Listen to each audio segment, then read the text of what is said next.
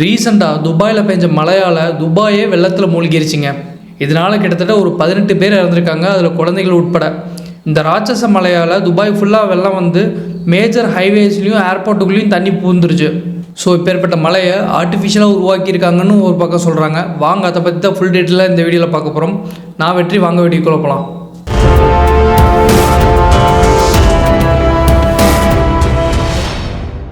செவ்வாய்க்கிழமை பார்த்திங்கன்னா துபாயில் செம்ம மழை பெஞ்சிருக்கு. இதனால் மிகப்பெரிய ஹைவேஸும் ஏர்போர்ட்டுக்குள்ளேயும் எல்லா சைட்லேயும் தண்ணி பூந்துருக்கு.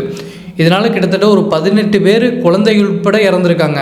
இது மட்டும் இல்லாமல் உலகத்தோட மிகப்பெரிய பில்டிங்குன்னு சொல்லப்படுற புர்ஜ் கலிஃபா மேலே ஒரு மின்னல் பார்த்திங்கன்னா குட்டின்னு தாக்கியிருக்கு. ஸோ ஓவராலாக பார்த்திங்கன்னா இந்தியாவிலேருந்து கிட்டத்தட்ட 79 துபாய் ஃப்ளைட்ஸை கேன்சல் பண்ணிட்டாங்க. அந்த சைடு துபாயிலேருந்து உலகம் ஃபுல்லாக போகிற ஃப்ளைட்ஸை ஒரு 90 ஃப்ளைட்ஸை கேன்சல் பண்ணியிருக்காங்க. துபாயிலேருந்து நிறைய வெஸ்டர்ன் கண்ட்ரிஸ் போகிறதுக்கு டிக்கெட் ஃபேர் கொஞ்சம் கம்மி. இந்த ஒரு காரணத்தினால நிறைய யூரோப்பியன்ஸ், நிறைய ஃபாரினர்ஸ் பார்த்திங்கன்னா இந்தியாவிலேருந்து போகிறவங்க ஸ்பெசிஃபிக்காக துபாய் வழியாக போகிறதான் ப்ரிஃபர் பண்ணுவாங்க. ஸோ துபாயில் இவ்வளோ பெரிய வெள்ளம் வந்திருக்கனால ஓவரால் ஒட்டுமொத்த உலகமே சம்பிச்சிருக்குன்னு தாங்க சொல்லணும். சரிப்பா, இதில் யாருக்கு அதிக பாதிப்புன்னு கேட்டிங்கன்னா அது இந்தியன்ஸுக்கு தான். ஏன்னா இந்தியன்ஸ் தாங்க மேஜராக ஒரு ஒர்க்கிங் பீப்புள்ஸாக துபாயில் இருக்காங்க. அதுலேயும் குறிப்பாக தமிழ்நாட்டில் பார்த்திங்கன்னா நிறைய பேர் இந்த துபாய் ப்ளஸ் இந்த மிடில் ஈஸ்ட் கண்ட்ரீஸில் ஒர்க் பண்ணுறாங்க. இந்த மழை துபாய் மட்டும்தான் அடிச்சுதான்னு கேட்டிங்களா, கிடையாது. ஓமன், சவுதி அரேபியா, கிட்டத்தட்ட இந்த மிடில் ஈஸ்ட்டில் ஒரு 3-4 கண்ட்ரீஸை போட்டு பதம் பார்த்துருச்சுன்னே சொல்லலாம். ஸோ துபாய் எங்கே இருக்குதுன்னு பார்த்தீங்கன்னா இந்த இடத்துலையே ஒரு ஹாட்டான ஒரு ட்ரையான இடத்துல தான் துபாய், அந்த ஓமன், சவுதி அரேபியா இந்த மாதிரி கண்ட்ரீஸில் இருக்குது. ஸோ இவங்களோட அடிப்படை தேவைகள்னு பார்த்திங்கன்னா அங்கே பெய்கிற மழை போதுமானதாகவே தான் இருக்குது. ஆனால் ஒரு க்ளவுட் சீடிங் டெக்னாலஜின்னு முறையை இந்த மிடில் ஈஸ்ட் கண்ட்ரீஸ் அவங்க எல்லாம் அதிகமாக பயன்படுத்துகிறாங்க. இதுக்கு என்ன காரணம்னு பார்த்திங்கன்னா துபாயில் அங்கே பெய்கிற மழைக்கு அங்கே இருக்கிற மக்களுக்கு போதுமானது. பட் அங்கே போகிற டூரிஸ்ட்டுக்கும் அங்கே க்ரோ ஆகிற பாப்புலேஷனுக்கும் நிறைய தண்ணி தேவைப்படுது. இந்த ஒரு காரணத்தினால க்ளவுட் சீடிங் டெக்னாலஜி இந்த முறையை பார்த்திங்கன்னா துபாயில் அமல்படுத்துகிறாங்க.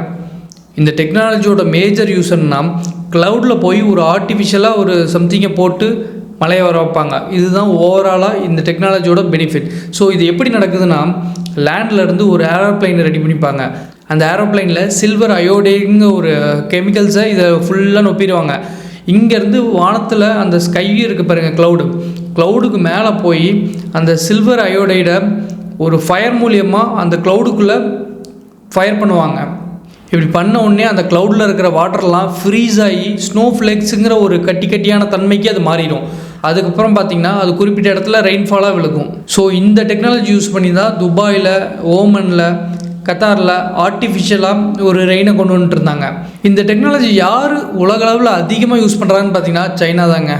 சைனாவோட மேஜர் சிட்டிஸான பெய்ஜிங் இந்த மாதிரி இடத்துல பார்த்திங்கன்னா ரெயின்ஃபால் ரொம்ப கம்மியாக இருக்குது. இந்த ஒரு காரணத்தினால இந்த க்ளவுட் சீடிங் டெக்னாலஜி யூஸ் பண்ணி நிறைய லெவலில் ரெயினை வந்து அந்த இடத்துல ஃபால் பண்ண வைக்கிறாங்க. அதுவும் இந்த க்ளவுட் சீடிங் டெக்னாலஜியை உலகத்திலே நம்பர் 1 இடத்துல சைனா தாங்க யூஸ் பண்ணிகிட்டு இருக்கு. இந்த டெக்னாலஜி கண்டுபிடிச்சதுக்குண்டான நோக்கமே இந்த க்ரோயிங் பாப்புலேஷனையும் டூரிசம் மால வர மக்களோட பாப்புலேஷனையும் அங்கே நிறைய வாட்டர் தேவைப்படுது, அந்த இடத்துல டிமாண்டை பூர்த்தி பண்ணுறதுக்காக இந்த டெக்னாலஜியை கண்டுபிடிக்கிறாங்க.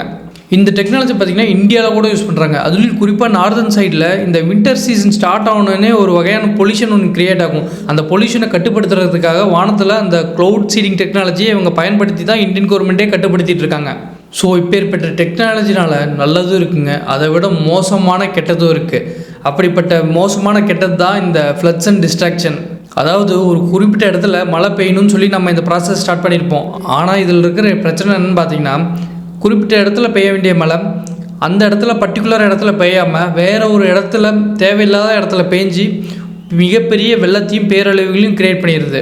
இந்த ஒரு காரணத்தினால இது என்னதான் ஒரு மிகப்பெரிய நல்ல டெக்னாலஜியாக மனித குலத்துக்கு இருந்தாலும் இன்னொரு சைடு இது மனித குலத்துக்கு ஒரு மோசமான ஒரு விளைவை ஏற்படுத்தக்கூடிய சாத்தியக்கூறுகளும் இதில் இருக்குது. இது மட்டும் இல்லாமல் இந்த ஆர்டிஃபிஷியலாக ரெயின் வர வைக்கிறதுனால பிளான்ஸ், அனிமல்ஸ் இதனால் பாதிப்படைய வாய்ப்புமே இருக்குது. ஸோ இப்போ துபாயில் இருக்கிறவங்களுக்கு மைண்டில் ஒரே ஒரு விஷயம் தான் ஓடிட்டுருக்கு, இது ஆர்டிஃபிஷியல் ரெயினா இல்லை கிளைமேட் சேஞ்சால் வந்த ரெயினா, இதைத்தான் மைண்டில் ஃபுல்லாக ஓடிட்டுருக்கு. இதைத்தான் துபாயோட மெட்ராலஜிக்கல் டிபார்ட்மெண்ட் ஆராய்ச்சி பண்ணிகிட்ருக்காங்க. ஏன்னா இப்போ பெஞ்சிருக்கிற மழை 2 வருஷத்தில் வரக்கூடிய ஒட்டுமொத்த மழையும் ஒரே நாளில் பெஞ்சா எப்படி இருக்கும், அந்த வேலையை தான் இந்த வாட்டி பார்த்துருக்கு.